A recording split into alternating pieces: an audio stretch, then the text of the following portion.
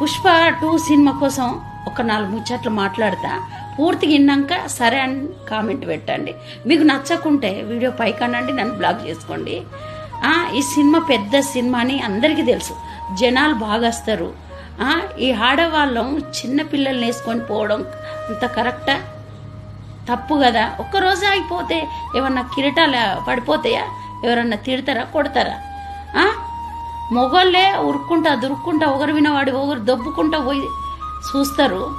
Release అయిన రోజు ఆడవాళ్ళు పోకుంటే ఏంది? కొంచెమన్నా ఆలోచించాలి. తల్లిదండ్రి చేసే తప్పుల వలన పిల్లలు బలైపోతుండ్రు. కొంచెం ఆలోచించాలి తల్లిదండ్రి. ఎవరైనా ఆలోచించకుండా తప్పుడు నిర్ణయాలు తీసుకుంటే నష్టపోయేది మీరే. ఏది ఏమైనా పిల్లలు ఒంటరోళ్ళు అయిపోయినరు.